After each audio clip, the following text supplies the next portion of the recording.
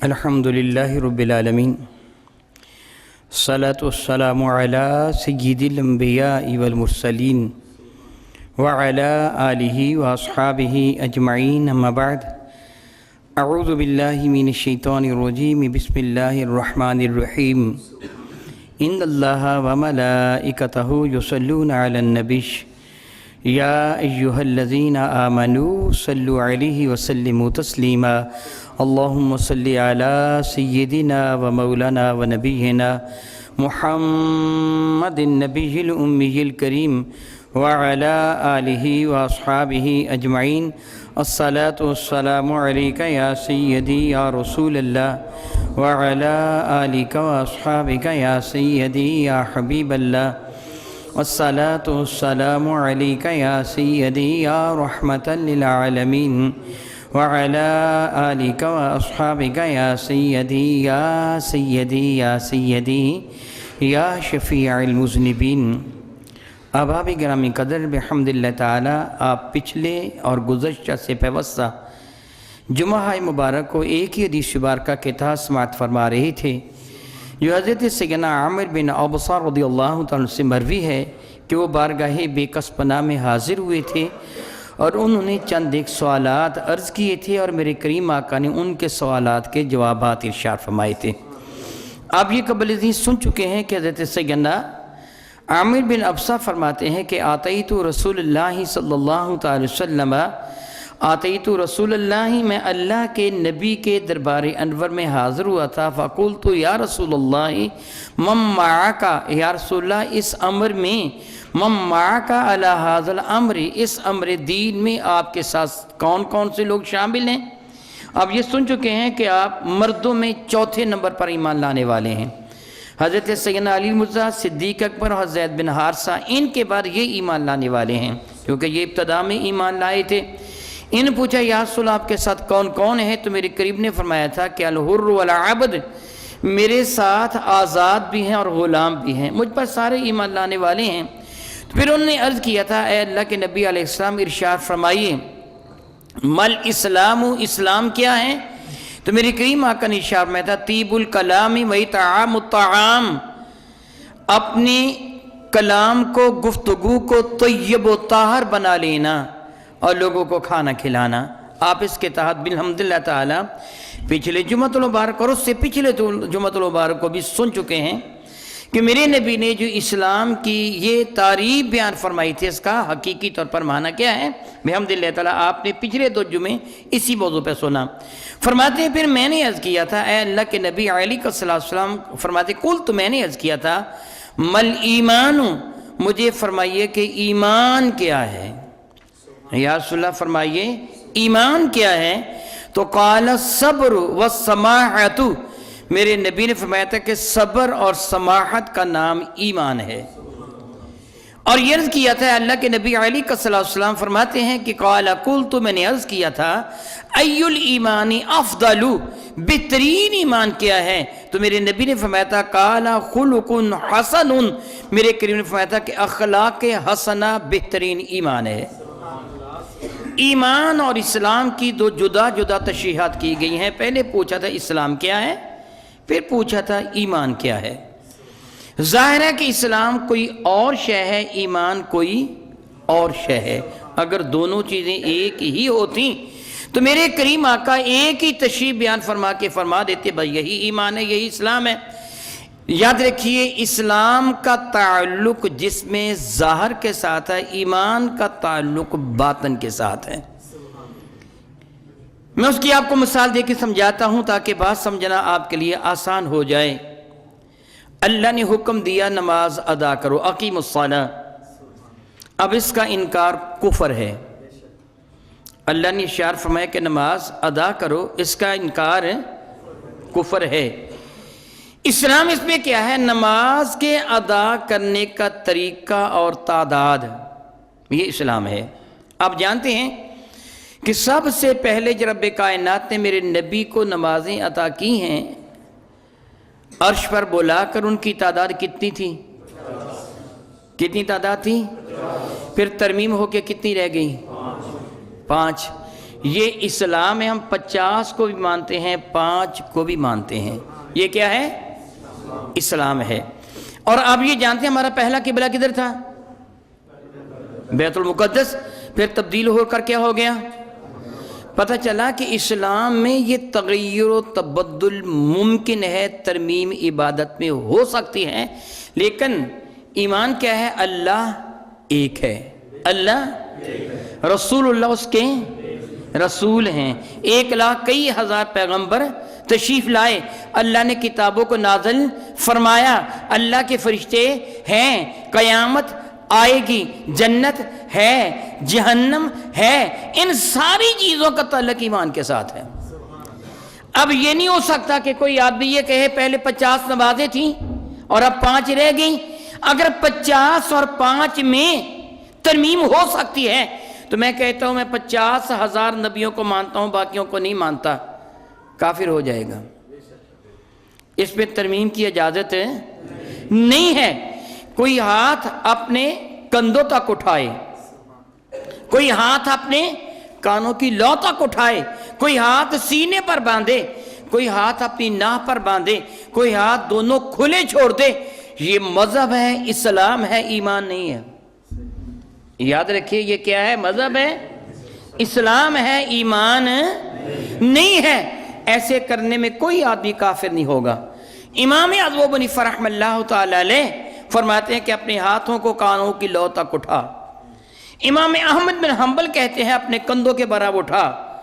امام شافعی بھی کہتے ہیں کندھوں کے برابر اٹھا، یہ دونوں کہتے ہیں کہ رفع یدین کر۔ امام مالک کہتے ہیں اپنے ہاتھوں کو کھلا چھوڑ دے، باندھ ہی نہیں۔ امام اعظم ابو حنیفہ کہتے ہیں کہ حضرت علی فرماتے ہیں ناف پر باندھو، امام احمد بن حنبل کہتے ہیں سینے پر باندھو۔ اس اختلاف سے کوئی کافر نہیں ہوگا۔ میری بات آپ سمجھ رہے ہیں؟ اس سے کوئی کافر، اس کا تعلق اسلام اور مذہب کے ساتھ ہے۔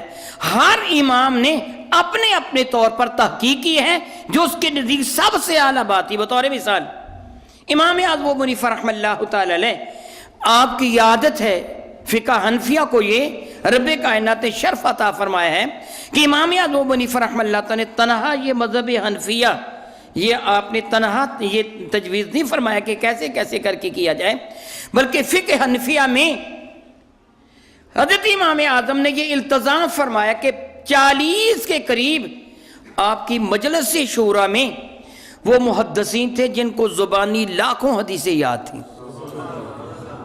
کسی ایک مسئلہ پر بحث کی جاتی اور وہ 40 یا کبھی کم و بیش ہو جایا کرتے تھے، وہ محدثین جن کو زبانی لاکھوں کی تعداد حدیث مبارکہ بمحض سند کی ازبر تھیں، وہ اپنے اپنے دلائل پیش کرتے اور پھر بحث و تمہیز کے بعد جس ایک حدیث پر سب کا اتفاق ہو جاتا فقہ حنفیہ کا ایک مسئلہ بن جاتا، اور کوشش یہ کی جاتی کہ زیادہ سے زیادہ حدیثوں پر عمل ہو جائے اور خود قیاس آخر میں کیا جائے۔ اب 2 حدیثیں، ایک ہی حدیث مبارکہ ہے کہ میرے اور آپ کے کریم آقا نے ارشاد فرمایا کہ اپنے ہاتھوں کو کندھوں کے برابر اٹھاؤ۔ امام احمد بن حنبل نے اس حدیث مبارکہ پہ عمل کر لیا۔ دوسری حدیث مبارکہ کہ اپنے ہاتھوں کو کانوں کی لو کے برابر تک اٹھاؤ۔ اب امام اعظم نے کیا کیا؟ میں ان دونوں حدیثوں پر عمل کرنے کی کوشش کرو، تطبیق کرو، ان میں مطابقت پیش کرنے کی کوشش کرو۔ کس طرح کرو؟ جب تم اپنے ہاتھوں کو اٹھاؤ تو ہاتھوں کا یہ انگوٹھے کا نیچے والا حصہ تیرے کندھے کے برابر آ جائے، یہ انگوٹھے کی نوک تیری کان کی لو کے برابر آ جائے، دونوں حدیثوں پہ عمل ہو جائے گا۔ یہ کیا ہے؟ مذہب ہے اور اسلام ہے۔ یہ کیا ہے؟ اور اسلام ہے۔ نمازوں کی تعداد کتنی ہے؟ 5۔ یہ ایمان ہے۔ میری بات آپ سمجھ گئے؟ جو ظاہری طور پر آپ ادا کرتے ہیں یہ اسلام ہے، جو باطن میں اپنے رب پر یقین اور اپنے نبی پر یقین ہے یہ ایمان ہے۔ دونوں چیزوں میں فرق ہے۔ میں مزید اس کی وضاحت کر دوں۔ حضرت سیدنا آدم علیہ السلام سے لے کے میرے اور آپ کے کریم آقا تاجدار اربوجم شفیع معظم رحمت عالم تک جتنے انبیاء تشریف لائے سب کا دین ایک تھا، ایمان ایک۔ سارے نبیوں کا دین ایک ہے، ایمان ایک ہے، لیکن عبادات جس طرح ہمارا اسلام ہے عبادات کے طریقے اپنے اپنے۔ ہر نبی کو رب کائنات جو طریقہ عبادت کا عطا فرمایا وہ وہی طریقہ تھا، اور ہمیں پہلے ابتدا میں نماز میں گفتگو کرنے کی اجازت تھی، پھر اللہ تعالیٰ نے قوموا للہ قانتین یہ آیت بار کا نازل فرما کر اس پہ ترمیم کر دی، اور اب نماز میں گفتگو کا کرنا حرام قرار دے دیے گئے۔ یہ اسلام ہی میں ترمیم کی گئی ہے۔ میری بات آپ سمجھ رہے ہوں گے جو کچھ میں کہہ رہا ہوں۔ پہلے جب میرے کریم آقا مدینہ طیبہ میں تشریف لائے ہیں، مکہ مکرمہ میں جو اللہ نے نماز فرض فرمائی تھی وہ 2 رکعتیں تھی سوائے نماز مغرب کے، باقی ہر رکعت کی نماز کی 2 رکعتیں، فجر کی بھی 2، عصر کی بھی 2، ظہر کی بھی 2، عشاء کی بھی 2، مغرب کی 3۔ لیکن مدینہ طیبہ میں تشریف لانے کے بعد پھر اللہ تعالی نے ظہر، عصر اور عشاء میں ترمیم فرما کے 4 رکعتیں کر دی، اور بقیہ نمازوں کی فجر اور عصر کی وہی رکعتیں باقی رہنے دی جو پہلے تھیں۔ یہ 4 رکعتیں اس ترمیم کے ساتھ کی کہ جب تم سفر پر روانہ ہو تو وہی 2 پڑھ لیا کرو، جس کو ہم قصر کہتے ہیں۔ یہ ترمیم کیا ہے؟ اسلام۔ ترمیم کیا ہے؟ اسلام۔ اور اس کی روح کیا ہے؟ ایمان۔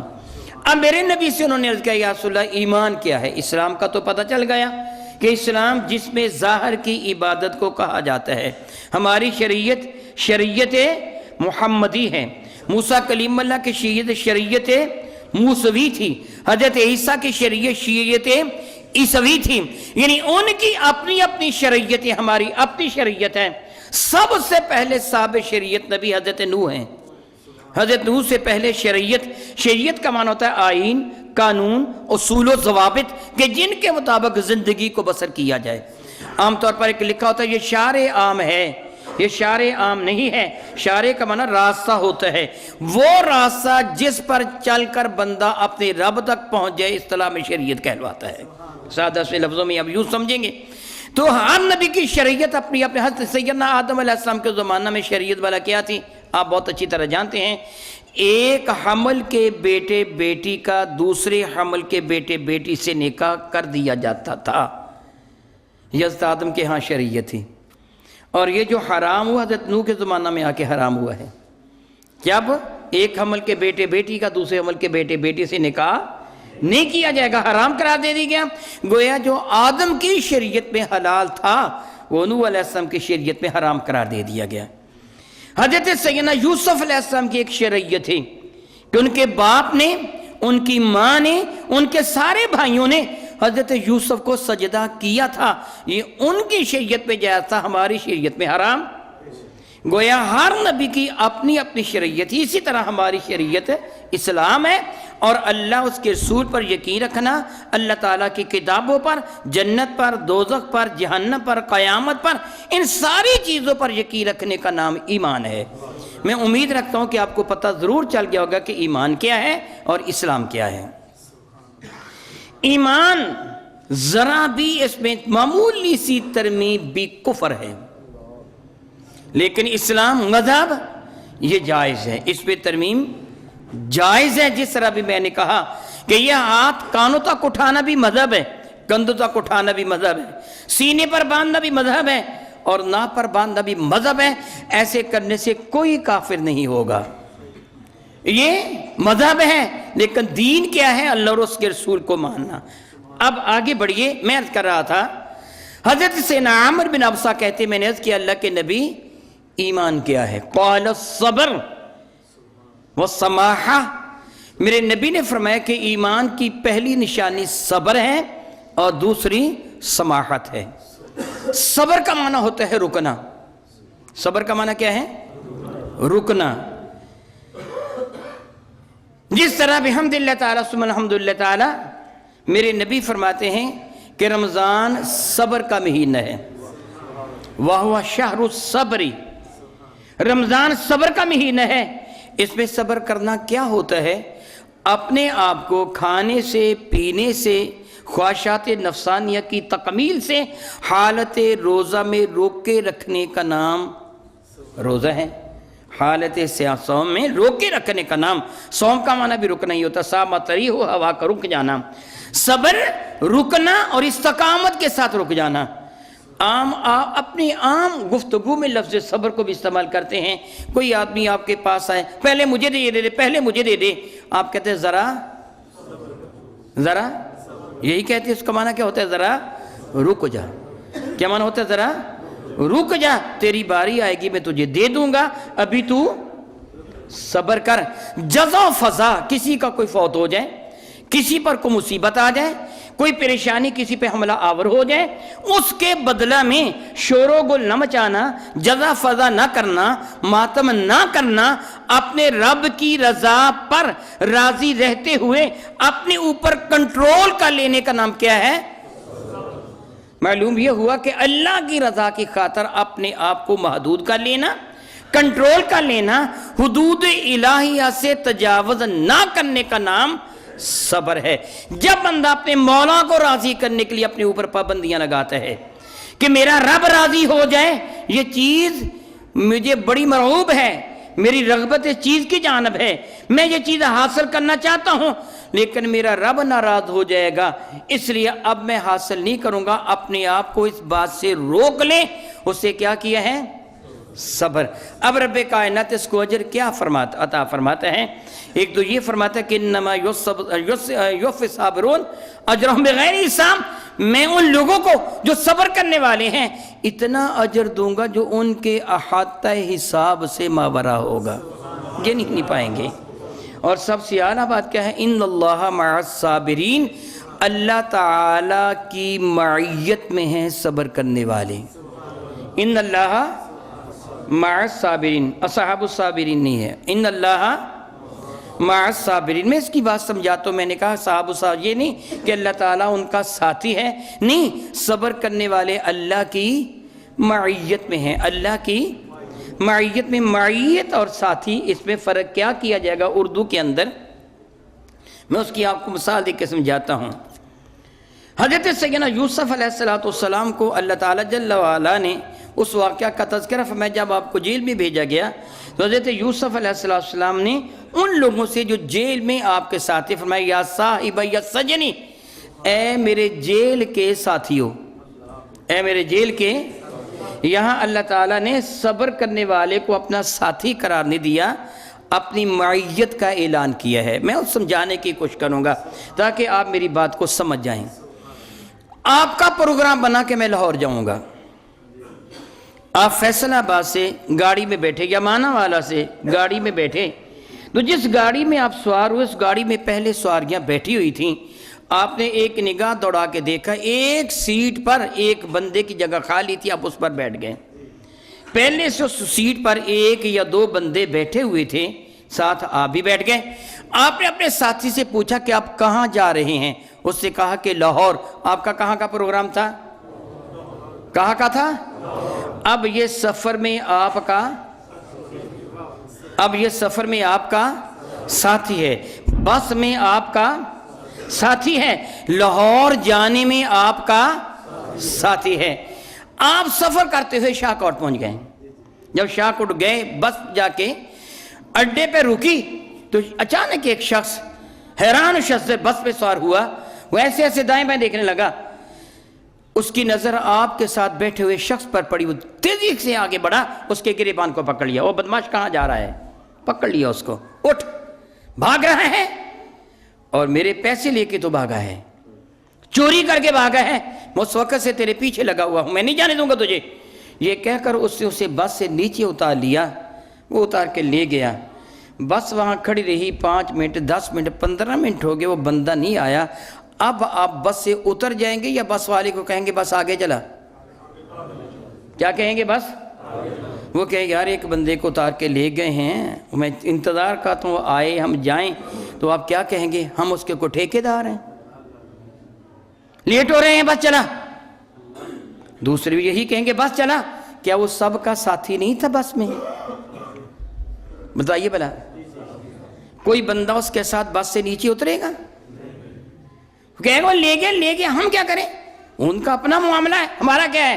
جلدی بس چلا، ہم سارے لیٹ ہو رہے ہیں، اس کو مجبور کر دیں گے۔ لیکن ایک وہ شخص کہ جو آپ کے محلے کا رہنے والا تھا، یا آپ کا دوست تھا، یا یار تھا، یا کوئی بھی تھا، آپ نے اسے کہا کہ آؤ ذرا داتا صاحب جانا ہے۔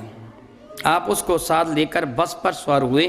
وہ اور سیٹ پر بیٹھا تھا، آپ اور سیٹ پر بیٹھے تھے۔ اب وہ آپ کی سیٹ پر نہیں بیٹھا، بس اسی میں ہے، وہ اور سیٹ پر بیٹھا، آپ دوسری سیٹ پر بیٹھے۔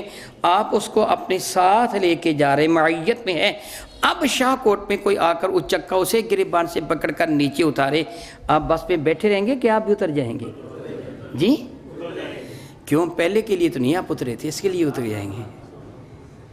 پہلے کے لیے نہیں آپ اترے تھے، وہ آپ کی بس کا ساتھی تھا، یہ آپ کا ساتھی ہے۔ رب کریم فرماتا ہے اے صبر کرنے والے تو میری معیت میں ہے، اے صبر کرنے والے تو ان اللہ مع الصابرین، صبر کرنے والا زندگی گزارتا ہے تو اپنے رب کی رحمت کے سائے تلے زندگی گزارتا ہے، اپنے رب کے دامن کرم میں زندگی گزارتا ہے۔ تو میرے نبی نے کیا فرمایا؟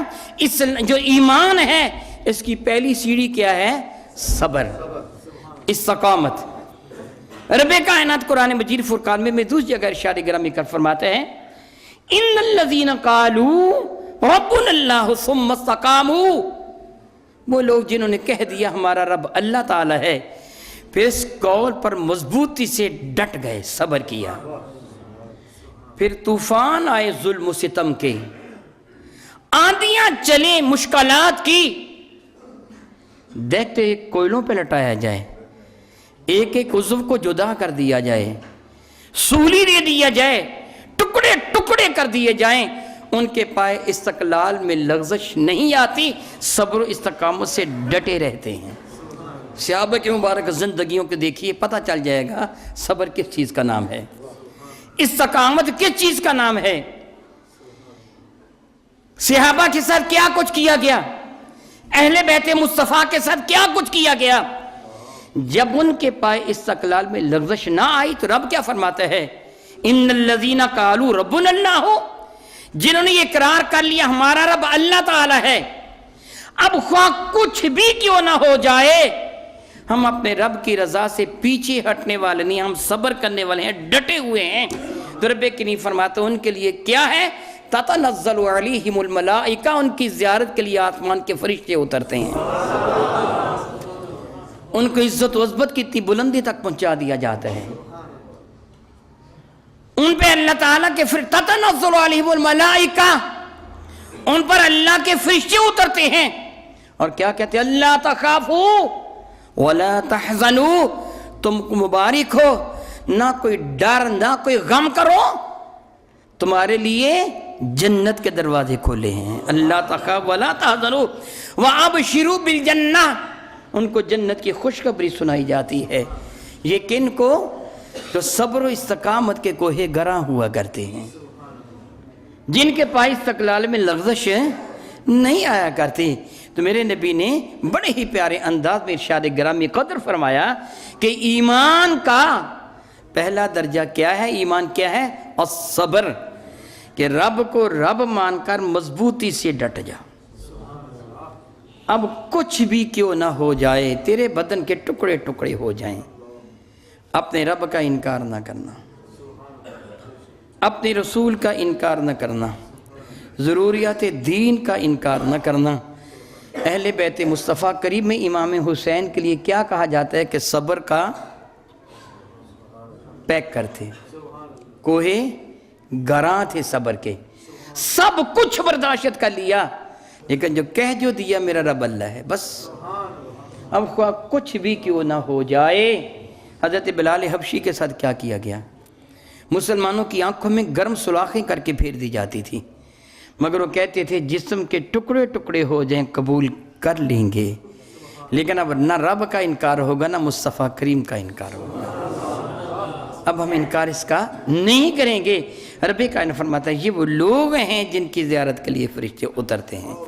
تو میرے نبی نے فرمایا ایمان صبر کا نام ہے، ڈگمگا جانے کا نام ایمان نہیں ہے۔ لا الہ ہؤلاء ولا الہ ہؤلاء، یہ منافقت تو ہو سکتی ہے، ایمان نہیں ہو سکتا۔ اور دوسری چیز کیا؟ وہ سماحت، سماحہ کے دو معنی ہیں، ایک معنی ہے نرم دلی، ایک معنی کیا ہے؟ نرم دلی، اور اس کا دوسرا معنی ہے سخاوت۔ ایمان والا نرم دل بھی ہوتا ہے، سخی بھی ہوا کرتا ہے، ایمان والا نرم دل بھی ہوا کرتا ہے اور سخی بھی ہوا کرتا ہے۔ سخاوت کے لیے نرم دلی شرط ہے، جو سخت دل ہوتا ہے وہ سخی ہوا ہی نہیں کرتا۔ جس کے دل میں کسی کے لیے جذبات رحم پیدا ہوں گے جو کسی کی تکلیف کو دیکھ کر بے چین ہو جائے گا، جس کا اپنا دل خون کے آنسو بہانا شروع کر دے گا، اس کے دل میں جذبہ سخاوت پیدا ہوگا، اور جس کے دل میں ایسے ہے ہی نہیں وہ سخی کیسے ہو سکتا ہے؟ معاذ اللہ تعالیٰ سمعاذ اللہ تعالیٰ، یاد رکھیے سخاوت کی بات کی ہے، ریاکاری کی بات نہیں کی ہے۔ معاذ اللہ معاذ اللہ معاذ اللہ معاذ اللہ۔ آج سخاوت کم ہے، ریاکاری زیادہ ہے، اور یہ ایمان نہیں ہے، بلکہ میرے کریم آقا نے ریاکاری کو شرک خفی قرار دیا ہے۔ ریاکاری کو شرک خفی قرار دیا ہے۔ ریاکار اللہ کو نہیں بندوں کو راضی کرنا چاہتے ہیں۔ میرے کریم آقا نے ایک طویل اشارے گرامی قدر فرمایا، اس میں تقدم و تاخر کی پابندی کے بغیر کچھ یوں ہے کہ قیامت کے دن اللہ تعالیٰ کے دربار مقدس میں کچھ لوگوں کو پیش کیا جائے گا۔ مثلا ایک ایسے شخص کو پیش کیا جائے گا جو قاری صاحب تھے، جو عالم دین تھے، خود کو شاید محدث مفکر مفسر کیا کچھ کہلوایا کرتے تھے، بڑی تقریریں کیا کرتے تھے، لوگوں کو بہت واعظ و نصیحت وہ صاحب کیا کرتے تھے۔ اللہ کے دربار میں اس کو پیش کیا جائے گا، رب کائنات اسے اپنی نعمتوں کا احساس دلائے گا۔ دیکھیے رب کائنات نے مجھے بھی آپ کو نعمت عطا فرمائی ہے، میں جیتا جاگتا انسان، یہ زندگی اللہ کی نعمت، میں گفتگو کر رہا ہوں، اپنا معافی ضمیر آپ کے سامنے بیان کر رہا ہوں، آپ سن رہے ہیں، آپ مجھے دیکھ رہے ہیں، میں آپ کی زیارت کر رہا ہوں، اللہ کی نعمتیں۔ تندرستی توانائی، نہ آپ کو درد ہو رہا ہے نہ مجھے، نہ کانٹا آپ کو چبھ رہا ہے نہ مجھے، اللہ کی اتنی نعمتیں ہیں۔ رب کائنات اپنی نعمتوں کا تذکرہ کر کے فرمائے گا، بتا میں نے تجھے اتنی نعمتیں عطا فرمائی تھی، تو نے حق کے شکر کیا ادا کیا ان کا؟ تو بندہ عرض کرے گا مولا میں نے علم دین حاصل کیا تھا، حالانکہ علم دین حاصل کرنا کتنا اجر ہے۔ میرے نبی کے ارشاد گرامی قدر کا مفہوم ابی درداء فرماتے ہیں، جو طالب علم علم دین حاصل کرنے کے لیے اپنے گھر سے قدم اٹھاتے ہیں، اللہ کے فرشتے اس کی رضا کے لیے اپنے پر پھیلا دیتے ہیں۔ تفسیر کبیر میں لکھا ہے کہ میرے قریب نے ارشاد میں جتنے قدم اٹھا کر وہ اپنے استاد کے گھر یا مکتب و مدرسہ و مسجد کی جانب آتا ہے علم دین حاصل کرنے کے نیت سے، ہر قدم پر اللہ تعالیٰ آنے اور جانے والے اٹھنے والے ہر قدم پر وہ جاتا ہے اور آتا ہے اپنے گھر کو، ہر قدم پر 1 سال کا ثواب لکھا جاتا ہے۔ اگر وہ 100 قدم اٹھا کے گیا، 100 قدم اٹھا کے آیا، تو چند منٹ میں 200 سال کی عبادت کا ثواب اس کے نام اعمال میں درج کر دیا جاتا ہے۔ میرے آقا کے ارشاد گرامی قدر ہے، ایک باب علم کا حاصل کر لینا 1000 رکعت نماز نفل ادا کرنے سے افضل۔ تدارس العلم ساعت من اللیل، ابن عباس فرماتے ہیں 1 ساعت رات کو علم دین حاصل کر لینا پوری رات جاگنے سے افضل۔ میرے نبی فرماتے ہیں کہ علم دین حاصل کرنے کے لیے تو گھر سے چلا، من اخبر قدمہ فی سبیل اللہ حرم اللہ علیہ النار، جس کے قدموں پر اللہ کی راہ میں گرد و غبار پڑ گیا، اللہ اس پر جہنم کی آگ حرام قرار دے دیتا ہے۔ یہ تو طالب علم کا حال ہے، یہ تو علم دین حاصل کرنے کے لیے جو اپنے گھر سے چلا اس کا حال ہے۔ جو پورا عالم دین بن گیا اس کا عالم کیا ہوگا؟ اب آپ سمجھ رہے ہوں گے، یہ عالم دین ہوگا، لوگوں کو واعظ و نصیحت کیا کرتا تھا، تقریریں کیا کرتا تھا، واعظ و نصیحت کہا کرتا تھا، معلوم نہیں کتابیں لکھا کر کیا کیا کچھ کیا کرتا تھا، اللہ کے دربار میں پیش کیا جائے گا۔ اللہ فرمائے گا میں نے تجھے یہ نعمتیں دی تھیں، بتا ان کا شکریہ کیا ادا کیا؟ ورد کرے گا مولا میں نے اپنی زندگی تیری رضا کے لیے کھپا دی تھی، بڑی تقریریں کیا کرتا تھا، دن رات میں نے ایک کر دیا تھا لوگوں کو سمجھانے میں، میں پڑھایا کرتا تھا، مولا یہ کیا کرتا تھا، یہ کیا کرتا تھا تیری رضا کی خاطر۔ مولا تعالیٰ فرمائے گا تو کیا سب کچھ کرتا تھا، جھوٹے، میری رضا کی خاطر نہیں، دنیا کی نظر میں اپنی عزت بنانے کے لیے کیا کرتا تھا، اپنی واہ واہ کروانے کے لیے کیا کرتا تھا، دنیا کی دولت کمانے کے لیے کیا کرتا تھا، اپنی عزت بنانے کے لیے۔ میرے لیے کیا کیا ہے وہ مجھے سامنے پیش کر جو میرے لیے کیا ہے۔ پیسے کمانے کے لیے کیا کرتا تھا، دنیا لینے کے لیے؟ تو قاری صاحب بنا پھرتا تھا، حضرت صاحب بنا پھرتا تھا دنیا کمانے کے لیے، دنیا میں تیری واہ واہ ہو جائے، وہ تیری ہو چکی ہے، بتا میری رضا کے لیے تو نے کیا کیا ہے؟ میری رضا کے لیے کچھ بھی نہیں کیا۔ رب کریم فرمایا کہ بدبخت کو پکڑو، منہ کے بل زمین پر ڈھال کر گھسیٹ کر جہنم کی سپرد کر دو۔ اس کو جہنم میں ڈال دیا جائے گا۔ پھر لایا جائے گا وہ شخص جو دنیا میں اپنے آپ کو مجاہد کہلواتا تھا، جو شہید بھی ہوا تھا۔ اللہ تعالیٰ اس سے فرمائے گا تو نے میرے لیے کیا کیا ہے؟ میں نے تجھے یہ نعمتیں دی تو اس کا شکر نعمت کہاں ہے؟ عرض کرے گا مولا اپنی سب سے قیمتی متاع، اپنی جان تیری راہ میں نے قربان کر دی۔ فرمائے گا بدبخت تو جھوٹ بول رہا ہے، میرے لیے قربان نہ کی تھی، اپنے قبیلے کے لیے، اپنی واہ کے لیے، اپنی جماعت کے لیے قربان کی تھی، میرے لیے نہیں کی تھی۔ اور آج وہ ہو رہا ہے، آج وہ ہو رہا ہے۔ سیدنا عبداللہ ابن مسعود رضی اللہ عنہ راوی ہیں، میرے کریم صلی اللہ تعالیٰ علیہ وآلہ وآلہ وسلم ایک میدان جنگ میں تشریف فرما تھی۔ ایک شخص کو صحابہ نے دیکھا کہ بڑا بڑھ چڑھ کر وہ جنگ کر رہا ہے، تیر و تفنگ، نیزے بھالے، تلواریں اسے لگ رہی ہیں، زخمی ہو رہا ہے، مگر اس کی جابازی اور بہادری واہ رے واہ، وہ تو کفار پر بڑھ چڑھ کر حملے کر رہا تھا۔ صحابہ کہنے لگے واہ ماشاءاللہ، کتنے اچھے انداز میں یہ کفار سے برسر پیکار ہے۔ میرے قریب نے نگاہ نبوت سے دیکھا صلی اللہ علیہ وسلم، فرمانے لگے یہ تو جہنمی ہے۔ عبداللہ فرماتے میں پریشان ہو گیا کہ اگر یہ شخص جہنمی ہے، کفار سے ایسا برسر پیکار، پھر جنتی کون ہوگا؟ میں دیکھوں تو صحیح یہ کرتا کیا ہے۔ عبداللہ فرماتے میں اس کے تعاقب میں چلا گیا، دیکھوں یہ کرتا کیا ہے۔ تھوڑی دیر کے لیے اسے تھوڑا سا وقفہ ملا کہ سامنے کافر نہیں تھے، میں فوراً اس کے قریب پہنچا، میں نے کہا واہ واہ واہ واہ سبحان اللہ، اے مجاہد تیری اس بہادری کے شاباش، کس قدر تو اسلام کی خاطر لڑائی کر رہا ہے۔ وہ کہنے لگا میں تو اپنے قبیلے کے لیے لڑ رہا ہوں، میں تو آج ہم اپنی جماعتوں کی خاطر لڑ رہے ہوتے ہیں، اللہ کو راضی کرنے کے لیے نہیں۔ حضرت عبداللہ واپس آئے، میرے نبی سے کہا یا رسول اللہ ہاتھ بڑھائیے، دوبارہ میں بیعت ہونا چاہتا ہوں، کلمہ طیبہ پڑھنا چاہتا ہوں۔ وہ شخص واقعی جو آپ نے خبر دی تھی ویسے ہی ہیں، وہ اللہ کی رضا کے لیے نہیں اپنے قبیلے کے لیے لڑ رہا تھا۔ میرے نبی فرماتے رب کائنات فرمائے گا بدبخت، تو مجھے راضی کرنے کے تو نہیں لڑ رہا تھا، تو اپنے قبیلے اپنی جماعت کے لیے لڑ رہا تھا، اپنی نامآوری کے لیے لڑ رہا تھا، تو اپنی شہرت کے لیے لڑ رہا تھا، میری خاطر نہیں۔ جو میری خاطر تو نے کیا ہے وہ مجھے دکھا، تو کچھ بھی نہیں ہوگا۔ رب کائنات فرمائے گا فرشتوں کو پکڑو، اس کو بھی منہ کے بل گھسیٹ کر جہنم میں ڈال دو، اور وہ بھی پیش کیا جائے گا جو بڑا سخی تھا۔ آج ہماری حالت کیا ہے؟ اپنی جیب سے نہیں، اپنی جیب سے نہیں، حکومت کے چندے سے، اور حکومت کا چندہ بھی وہ کیا ہوتا ہے؟ آپ پر لگے ہوئے ٹیکس جو ان کے ذریعہ سے جمع ہوتے ہیں، وہ تو بہت حصہ حکومت کے بڑے بڑے کارندے خود کھا جاتے ہیں، اور پھر وہ کسی سیاستدان کو کچھ حصے دے دیتے ہیں جو آپ سے کاٹا ہوا ٹیکس ہوتا ہے۔ پھر وہ سیاستدان کیا کرتے ہیں؟ آدھے سے زیادہ خود ہڑپ کر لیتے ہیں، اور بقیہ کی بس بطور مثال سلائی مشینیں خرید لیتا ہے بیواؤں کو دینے کے لیے۔ پیسہ بھی اپنی جیب سے نہیں، وہ ملا بھی حکومت کی طرف سے ہے بھی عوام کی وہ امانت، جس سے آدھا بلکہ اس سے زیادہ وہ خود ہڑپ کر چکا ہوتا ہے، اور بقیہ وہ کیا کرتے ہیں؟